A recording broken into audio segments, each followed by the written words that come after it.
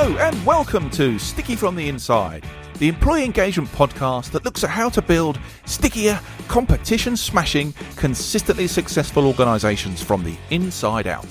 I'm your host, Andy Goram, and I'm on a mission to help more businesses turn the lights on behind the eyes of their employees, light the fires within them, and create tons more success for everyone.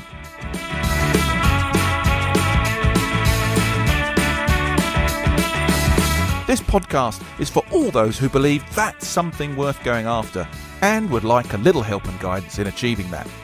Each episode, we dive into the topics that can help create what I call stickier businesses. The sort of businesses where people thrive and love to work, and where more customers stay with you and recommend you to others because they love what you do and why you do it. So, if you want to take the tricky out of being sticky, listen on. Okay then. Now, unless you've been living under a rock, you'll know, and it will certainly feel like AI is practically everywhere at the moment. It's also having an impact on many of the things that we talk about on this podcast, but especially the area of recruitment. AI is everywhere in hiring. It's screening resumes. It's automating assessments. It's even predicting which candidates will succeed. And that all sounds great, right? But I'm not so sure. If your hiring process is broken in the first place, if your leadership doesn't understand what actually makes a great hire and who you're looking for, and if your culture actually repels top talent, I don't think AI is going to save you. It's just going to make bad hiring decisions faster. AI alone won't, I don't think, fix broken hiring. Look, and we've talked about recruitment being broken before, but there has to be a better way. And that's exactly what we're digging into today. My guest is Joel Quintela, an HR tech innovator with over 25 years of experience in making recruitment smarter, faster, and fairer. But what I think makes Joel different is his background in psychology. He doesn't just think about the tech, he thinks and tries to understand the people. He understands how humans interact with systems and how leadership, culture, and bias all influence the way we hire. Because here's what I believe. AI is a tool in recruitment. I don't think it's a strategy. What it is great at, I think, is increasing the likelihood of you making a great hire. But it cannot, and I don't think will ever guarantee that on its own. I think the real game changer comes when you combine it with really strong, great leadership and a sound cultural strategy. It's about building a culture that attracts the right people for your organization and then using technology to help you find them more effectively, ensuring that that automation doesn't just mean dehumanization of the experience, it enhances it. And then the whole thing has to reflect your values, not just park them for speed and efficiency. So if you're a leader or anyone who's ever wondered, how do we make hiring more effective, not just quicker? Or how do we use AI without losing that human touch? Then maybe this episode is for you. Stick with it, because I think this one may challenge how we think about hiring. Hey, Joel, welcome to the show. Hey, thank you, Eddie. It's a pleasure to be here. That's a great intro. Oh, well, that's very kind of you, my friend. I'm really interested in this conversation. I'm mucking about like most people on the planet with AI. These topics, anything associated with culture, leadership, employee engagement, all that stuff, I love. And we have talked about recruitment on this channel a number of times. And the conclusion we've normally started with is that recruitment is broken. And I'm just hoping for some solutions going forward. I wonder whether at the start of this AI journey, things have got a little too impersonal and a little too automated. But I'm sure you're going to put me right in all that. But before we dive into it, buddy, why don't you just give us a bit of a better introduction to you, what you're up to, and where your focus is today? Yeah, thank you. I guess by education, I'm a business psychologist. I think in the UK, you guys they call it an organizational psychologist. I think I started my undergraduate career as a computer systems engineering. I actually started programming in, high school. But when I noticed that computer scientists were really smart. Excuse me. So those classes were kind of difficult. Then I took a psychology course, and I just took off. But ever since then, I've just been keeping the two passions close together, the people side of it, and then the technology side of it, and how do you merge those two things? And there's a third piece that I don't necessarily talk about, but you have to sort of understand that you're not the smartest person in the room when you're putting these things together for your companies, because what works best for the company is what works best for them. You can't look outside and Verizon's doing this, Walmart's doing this. So you have to be very clear about what that is.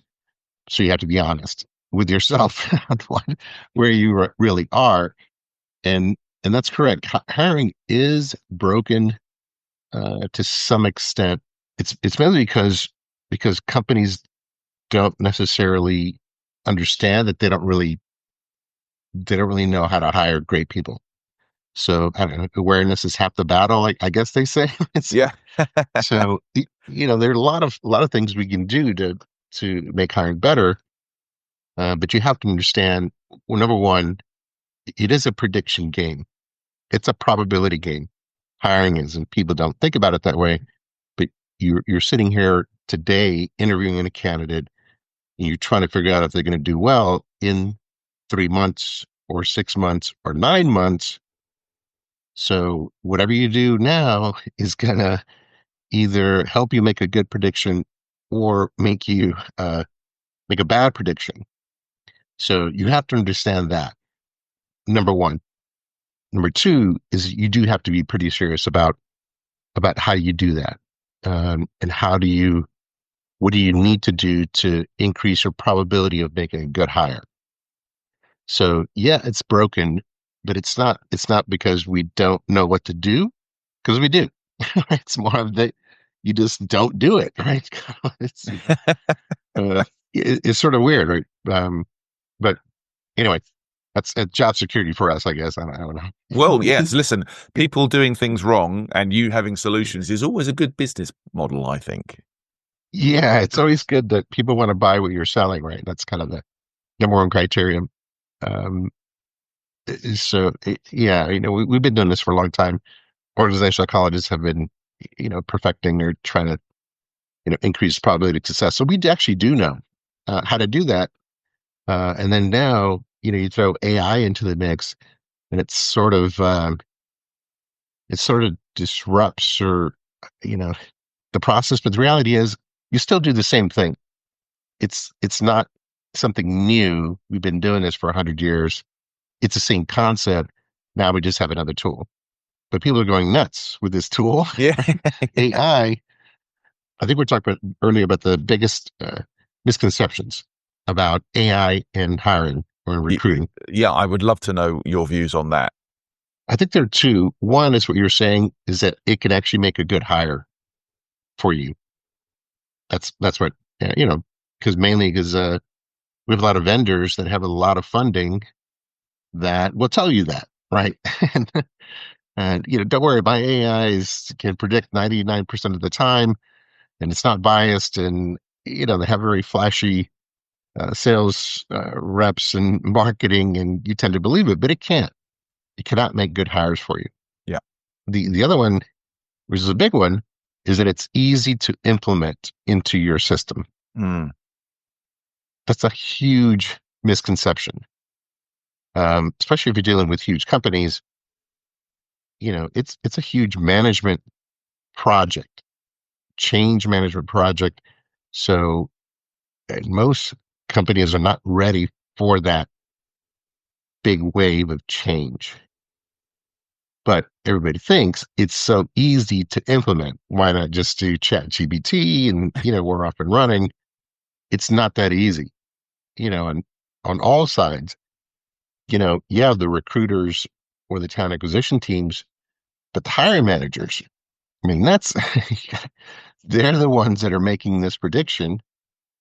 So, you know, it's it's the hiring manager you have to be focusing on, and they're not hiring every day. Mm. Maybe, right? So you start throwing in some extra, steps that they have to do. That's going to be difficult for them. So you have to be really honest with what it's going to take to implement this project. So two things. One, people think it's going to make a good hire for you because that's what they're being told. Number two is it's really easy to implement, and it is not easy to implement. I think recruitment's tough regardless, right? And if you forget about just the technology stuff, if I think back in my career, I've worked in organizations where I am the hiring manager because I'm the guy running the department and it's all on me. And I've worked in organizations where I've got specialists who are going to do run the hiring process. In all instances, if I wasn't involved or clear about what I was after, why I was after it, Yeah. what sort of complementary and opposite skills I needed in the team, if I didn't have a really clear view about where I was headed and how and what I needed to meet that journey, it didn't really matter who I saw. It still felt like I was rolling dice the whole time. That's the thing. That's exactly what we say. If you're not going to take hiring seriously, that's not rocket science. There are a few things you can do to increase that probability. But if you're not going to do that, then just flip a coin. Yeah. And that's it. It's quick. It's quicker. It's a lot quicker. It's quicker. But when you don't have that thought in there and you haven't got that plan and perhaps you haven't got an overriding strategy behind it, you're constantly in recruitment mode. And not because you've got loads of vacancies, it's because you keep getting the same vacancy and you keep plugging it with the wrong individual. And that has to be the game that we're looking at here, I think. Yeah, and I think it's even worse with AI because just following that number one point, it's not going to make a good decision for you. People are letting it do a lot of things in the recruit because it's easy, right? I had a friend of mine, I guess this colleague from grad school now at HireVue, one of the big firms, basically said, "Well, you can automate stupid." Pardon my language, but so yeah, I can set up something that makes you make bad hires faster, like you're saying, because you set those up and then it's easy to just let the system do it for you. Makes decisions for you, and AI is not intended to do that. But if you're going to set it up, I mean, it's just natural for people to just let it do everything for you. And then hire managers, just imagine if you just let your AI make those decisions for you. It interviews for you. It tells you how to score interviews. That's nuts. I don't, but that's what's happening these days. That's the thing I worry about. So in the introduction, I sort of said, I'd like to think I asked the question: Is this because I'm an AI optimist, right? I think it's in the long run, if we are smart enough in how we use it, I think it can enhance our lives, our jobs, all that sort of stuff. And that's what I really, really, really hope. And in this particular topic today, somewhere in a part of business in recruitment, which I personally feel, like we said before, is broken, there has to be a powerful tool somewhere in here to help us make it better. But if we use it incorrectly, it's just going to make bad decisions faster for us. And from your perspective as somebody who is, I think, from what I've researched, trying to unpick this and trying to make the hiring world better, what do you see? Maybe as hopeful like I do, but what do you see the real benefits of using AI properly in this area of business? Yeah, I think it's and we sort of operate from a tough love perspective with our clients. And so it's going to sound like that as I'm talking it through. You have to understand that AI at the moment, AI is really good at helping you increase your efficiency. That means it can help you schedule your candidates and according with your hire managers much quicker, which is huge. If you're hiring 100,000 people, that's a lot of interviews and a lot of schedules you have to coordinate. AI is really good at that. Um, it's also really good at, which is extremely important for candidate experience, the communication. So for a long time, companies had just treated applicants terribly. Yeah. So, you're thinking you're the company and they have to do what you want them to do, but that's not true. Um, and now it's sort of flipped a little bit where it's kind of the candidate is the one that's ghosting the company because True. number one thing is communication. If you are not communicating at every step of the process with your candidates, they're going to drop out. They're going to ghost you. They're going to accept the position, just not show up. They're going to go to the first day of training, just leave because you didn't treat them with respect. Yeah. And number one is communication. So it does those two things really, really well. Automating, especially the scheduling, and then also the communication through the entire the process. That's what it does well. What it doesn't do well is make decisions for you, like we are talking about before. And in the recruitment space or the hiring space, you sort of have to think about it in two ways. It's there's a screen out phase Mhm. of the recruitment process where everything you're doing is essentially trying to screen out the bottom 30% of your applicants. And then there's a select in phase of the process where now you have 5 or so candidates that you think are pretty good fits. And then everything you're doing from that point is selecting the right person. So there's a difference between screening out phase and selecting in phase. AI is decent at helping you screen out the bottom 30%. It's pretty good at that, which means, it can help, it's the initial screen interview for recruiters or, the one-way video, um, is pretty popular where, yeah, I don't know if candidates love this, but your company sends you a link, you record your responses to some questions and then send it back to the company. And those are screen out uh, processes. And it's decent at that. So the bottom half of or the bottom third of the applicant pool.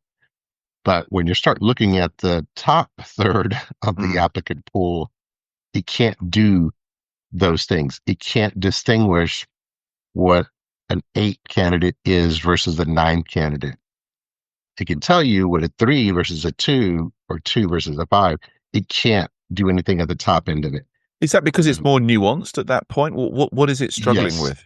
that's correct. Yeah, it's you as a hiring manager, you're thinking about a lot of things when you're interviewing, your candidate. You're thinking about your management style, what you prefer. You're thinking about your team members, what they prefer. You're thinking about what you not necessarily, what skills you want to replicate, like you already have, but you're also thinking about, wait a minute, I need skills that I don't have.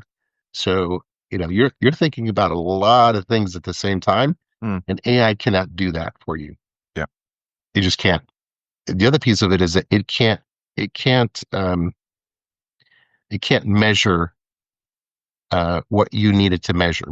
So, in the selection world, there's such a thing as a person job fit, Okay. which just means that there's certain requirements of the job that you have to do as a employee, and those are fairly straightforward when you're we try to hire somebody, and we'll talk about that a little bit later. But there's also a person culture fit that is really important because you know if if you have a horrible culture, you it doesn't matter what you do in selection. Yeah. You're gonna lose them, right? Like I always tell some clients, well, I can get you really good candidates, but it's up to you to keep them, right? So It's And really I that. I think, mean, that point alone is really interesting because I had someone on the podcast from a recruitment company who had rebranded themselves as a recruitment and retention company for that exact point, really, in trying to have yeah, commercially have a longer relationship with their clients, but actually from an intention perspective was to really try and understand fit. And that's a dangerous word, I think, when it comes to people and culture and jobs in business, yeah, but trying to think more long term. And yeah, I guess this is exactly why you're saying, look, from a sifting perspective and from a process perspective, AI, yeah, shoot the lights out, no question. But from that nuanced space of really trying to weigh up all these different yeah, factors, which I'm guessing the binary things are quite easy for AI to understand, but the nuanced right. cultural things, that's not where it's at right now, right? That's correct. So the big part of the select in, phase are the interviews, Yeah. which are, fairly, it's a pretty, uh, wide open conversation between a hiring manager and a candidate, but when you start allowing AI to listen in on your conversation, start transcribing that conversation, summarizing that conversation, offering you advice or judgments about that conversation, that's where it fails. The transcription and summary, that's okay. But we're now starting to get into with AI that it's now doing, I guess what people call interview intelligence is kind of the buzzword here in the US. Okay. It's that idea that the interview is broken. And it kind of is a little bit. So AI can come in and do a lot of stuff for you. At some point, we were going to get to the point where AI was actually scanning your face for micro expressions. It was What? checking your tone. It's and then making decisions, right? Based on Joel's whatever his personality is, introvert or whatever, right? It starts making decisions for you, and then from a hiring perspective, if you're a hiring manager, you might just let it do everything for you, and it, it's not going to know what your management style, your team that the person's going to have to be involved with, the customers, actually the environment itself, the culture, the reward system. You're thinking about 6, 7 things that are going to impact, this person in 3 months or 6 months. AI doesn't know that. It can't even learn that, because that's too, the same situation for you is different than the similar situation for somebody else. It just can't do that. It can't distinguish the two for now, I think. I was going to say, I think it's for now, isn't it? Because look, I'm nowhere near an AI expert at all, but my Yeah, basic understanding of LLM models is yeah, they're looking at large amounts of data and finding common patterns that they think this yeah, is probability that this pattern is going to work here. So when we're looking at that kind of like sifting of data and all the rest of it, yeah, probably dead good at that because there's an algorithm that is making sense of, well, yeah, in this case that's probably right and that fits in here and that fits in there and that's yeah, nice, that works. But when we're into, I guess, the combination of interpretation of maybe even non-verbal responses and right. even that sense of intuition, Yeah, that feels like a very different level of development.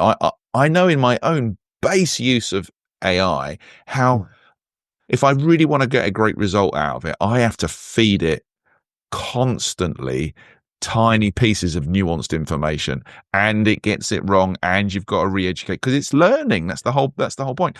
In this yeah, scenario, we don't want it to learn. we need it yeah, to know, which is I guess where it yeah, falls over. yeah, exactly.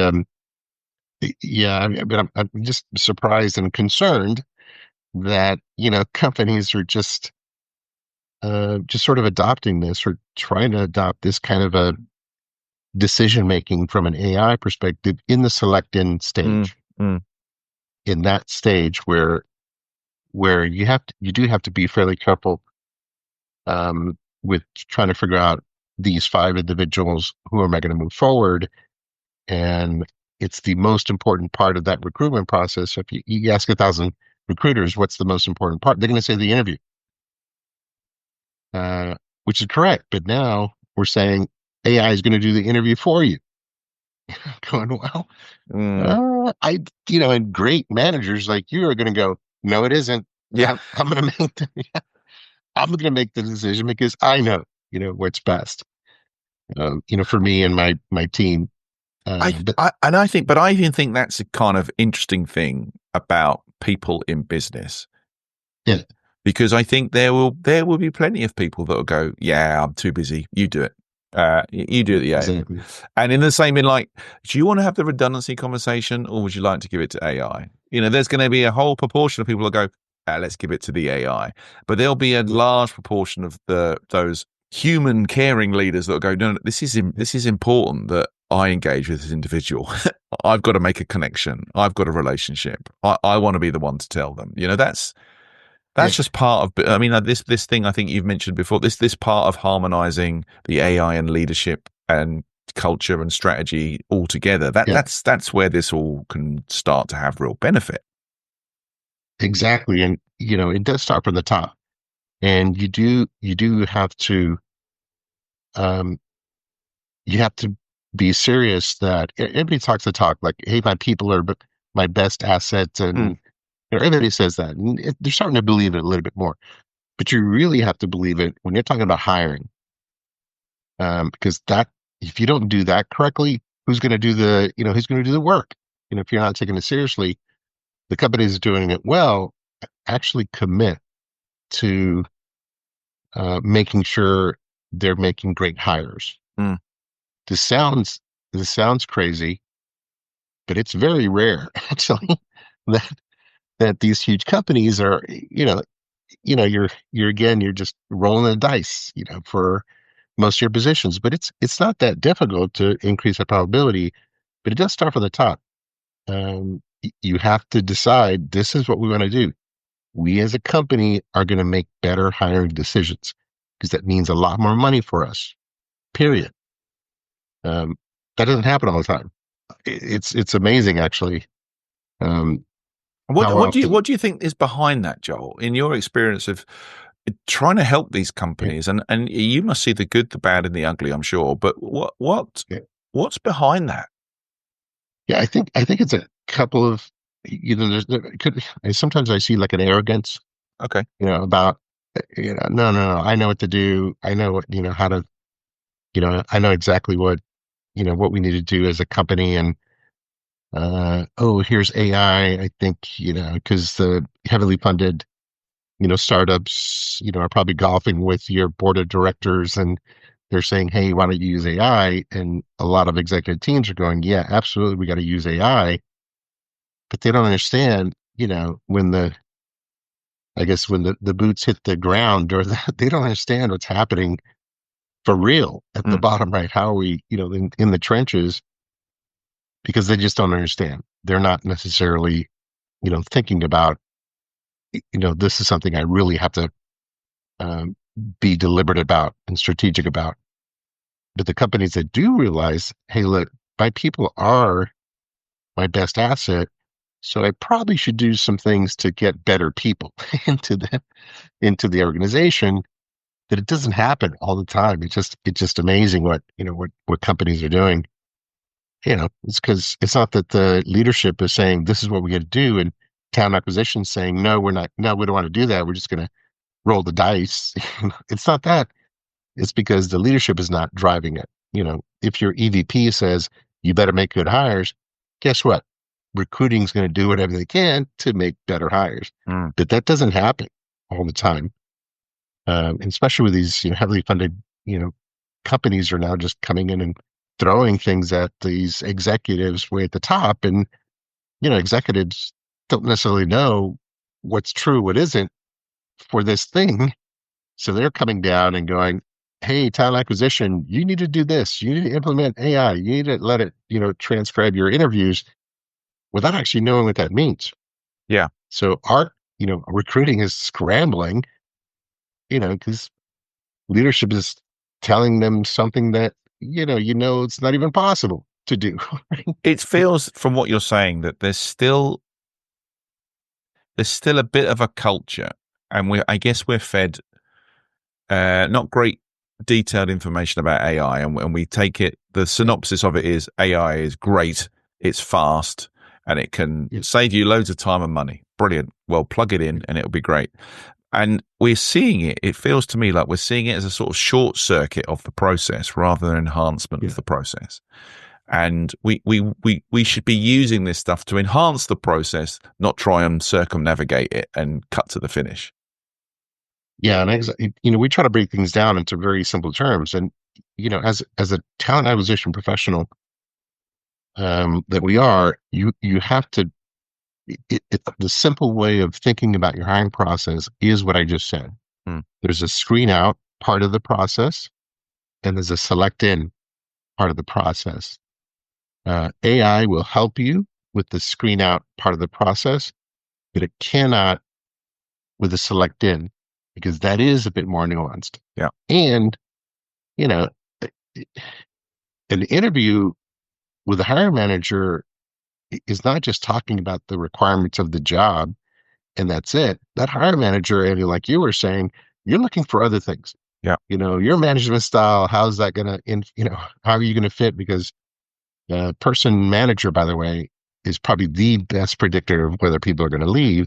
Not person culture, not person whatever. It's person manager is really what. So those managers, if you're serious about it, they're looking at that fit. That's where the relationship is, right? Absolutely. Exactly right. Yeah. AI is not going to catch that. Yeah. I think this is what comes back to that point you made. I love the way that you talk about the person job fit and the person culture fit. Yeah. And even just when you say that out loud, you know, you can pretty much have a strong guess at which one AI would be better suited to, right? The technical alignment of the role and a candidate's experiences. When it comes to the relationship element and my goodness me, the incredibly nuanced world of culture, how on earth is AI going to understand culture? I mean, do you think AI understands that whole cultural piece anyway, Joel, right now? No, I think there are too many moving parts that don't necessarily have a yes or no answer to it. Everything is sort of a continuum, right? And just like you're doing, you're taking this seriously, and you're making sure that you're asking the right questions, using the right tools to make sure you're hiring the right individual. But that's a lot of moving parts that AI cannot do at the moment. It's still, even though we don't necessarily know what it's doing, it's sort of run away, right? There's kind of, it's out there and it's sort of doing a lot of things that people that developed it have no idea what it's doing, right? But it still is following a model that it was trained on. So those are basically yes and no responses. It's not it's a one or zero still, right? Response to there's very little shades of gray in that, right? Exactly. You're imagining going, it's not a one or zero. That could be a 1.5 or a 0. AI is not going to capture that, even if it's looking at your micro expressions or your tone or it's just nuts where some of these technologies are, pitching to companies and companies are just eating up. It's that kind of thing, but it can't do that. It just cannot understand that, when I fold my arms like this, it means something, but when you fold your arms like this, it means something else. Yeah, I could just be cold, Joel. I could just be cold. Exactly, right? It doesn't know that, though. You understand that, when you do something, it means something, and when I do the exact same thing, it means something else. It cannot understand that at the moment. What I'm really keen to understand before we get anywhere near finishing today's conversation, because this is your job, this is what you're doing, and how you're trying to help businesses move forward. So, what do you see companies who I guess are more forward thinking actually doing differently, and how are you helping them? What's really moving this forward? What is starting to mend this broken recruitment vehicle? Yeah, and it's part of the tough love, conversation that you have to have with companies. And number one, the best companies that we see are the ones that are recognizing and truly making a commitment to increasing your probability of success. Like they understand there's some legwork that you have to do to actually improve that process. Hmm. Now, it sounds elementary, but it isn't. There, it's it's amazing how many, huge companies don't do this, and frankly, amazing sometimes that how the leadership is fighting the recruiters on, or cutting the recruiting staff, by half, which, those are the people that are actually, making decisions for you. So it sounds elementary, but a lot of companies don't do that. And what happens? Nothing's going to happen, right? So number one, you have to be committed to that um, that strategy. Let's do whatever we can to make good hires. Yeah. Number one. Number two, the best companies that we work with, understand where they are in this process so they know exactly how to use the AI for them. Like we get a lot of clients that say, "Hey Joe, what's best practice? What is Walmart doing that, Yeah. so and so." I'm going, best practice. This is tough love. Like here's what you need to do for best practice. And it's much like a coach. What are the best coaches don't, start off the season by going, "Hey, let's think about the championship. How are we going to win the championship?" They don't say that. They say, "Well, you need to focus on the game we have tomorrow. And then when we win that one, you need to focus on the game, the next game.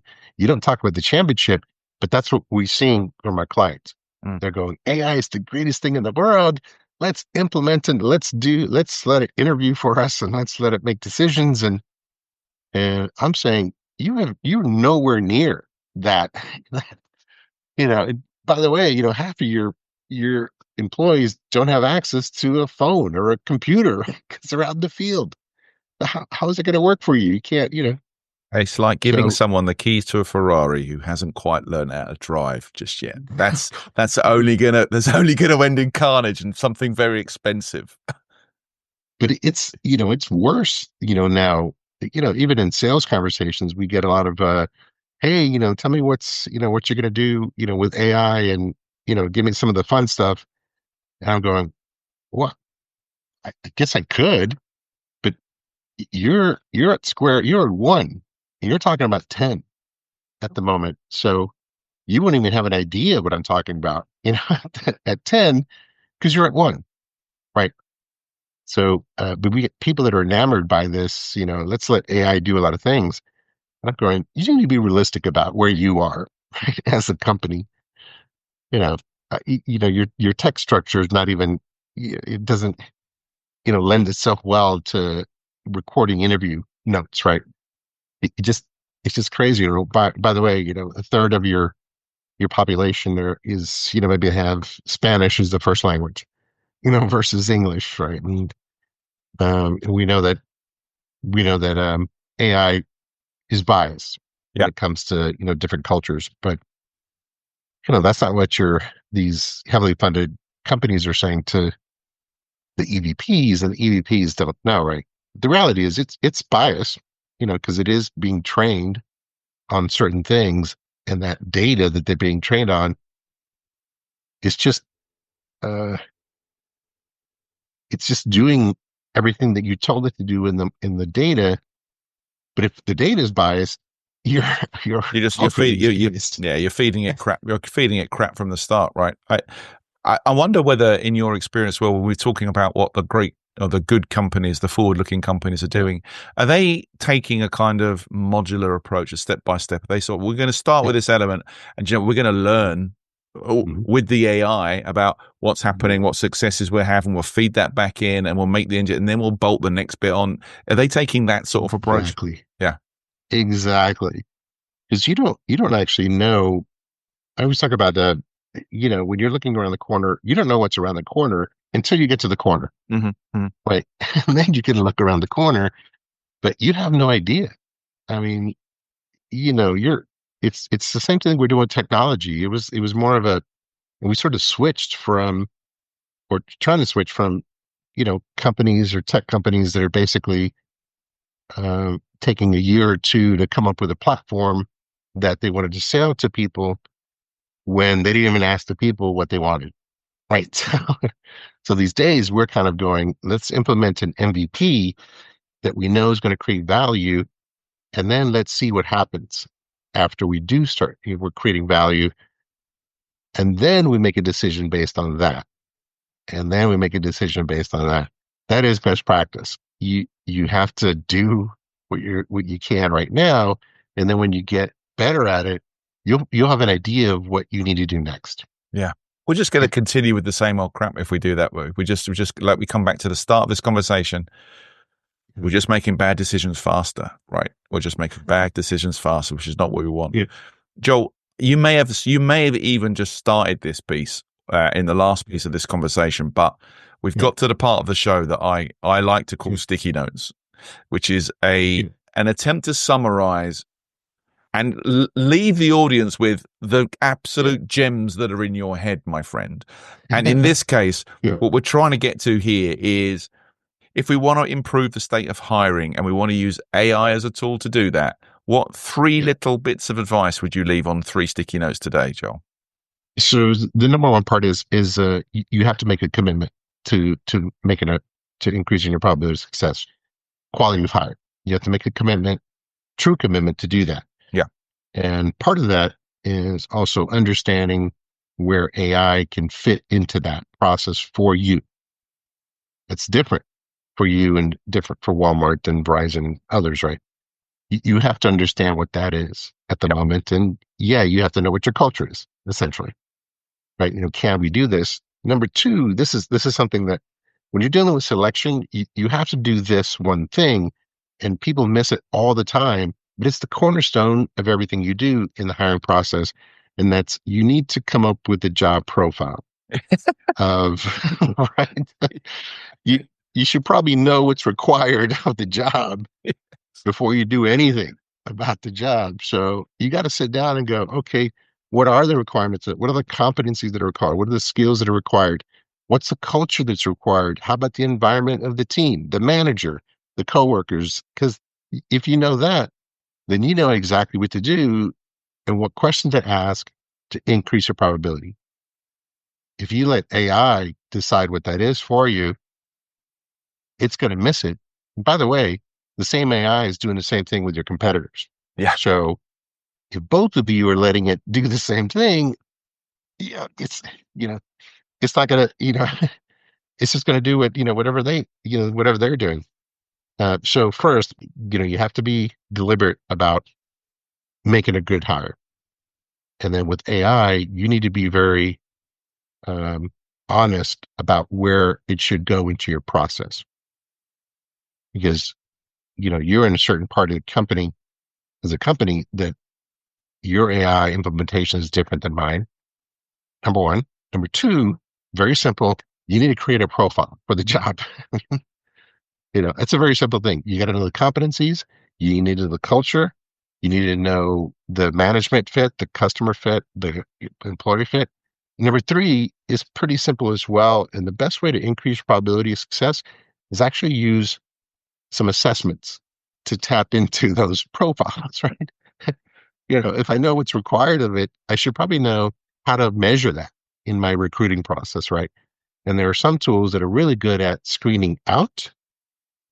And then there are some tools that are really good at selecting in. It's pretty simple. So first you need to know what's required of the job. And then you should understand and know what I should use to measure that stuff through the process. And the companies that do that make better hires because it's very deliberate. I know this is required. I'm going to ask this personality, this IQ, use this kind of interview, use role plays. When they do that, they make better hires and they make more money than you do. And that, my friend, comes down to the game, right? That is the game at the heart of it. Joel, I have really enjoyed meeting you. It's been fascinating to get to understand a little bit better about a little bit more about your world. And for a guy who is using AI, Yeah, incredible honesty about what it's great at and what it isn't at. So I correct. really thank you for that. If people want to find out a bit more about you Yeah. and what you do, where should they go? Where can they find you, my friend? Well, two parts. If you LinkedIn, you could just search Joel Quintela, JoelQuintela, or I think maybe we can send a link for you can schedule some time. But that's the quickest way. LinkedIn, connect with me, or use the link to schedule some time. But I'm going to say the same thing. Take it seriously. Yeah. Well, listen, we're going to put links, all your social stuff and everything in Yeah, the show notes so people can kind absolutely. of find you and get hold of you. Yeah. Thanks so much for coming on, Joel. It's been great to meet you. Wonderful to chat, and really appreciate you coming on. No, absolutely. It's great to talk to somebody who gets this. So, I will take that. Listen, you take yeah, care, my friend. I look forward to our next conversation. great. Thank you. Okay, everyone, that was Joel Quintela. And if you'd like to find out a bit more about him or any of the things we've talked about in today's show, please check out the show notes. So, that concludes today's episode. I hope you've enjoyed it, found it interesting, and heard something maybe that will help you become a stickier, more successful business from the inside going forwards. If you have, please like, comment, and subscribe. It really helps. I'm Andy Goram, and you've been listening to the Sticky from the Inside podcast. Until next time, thanks for listening.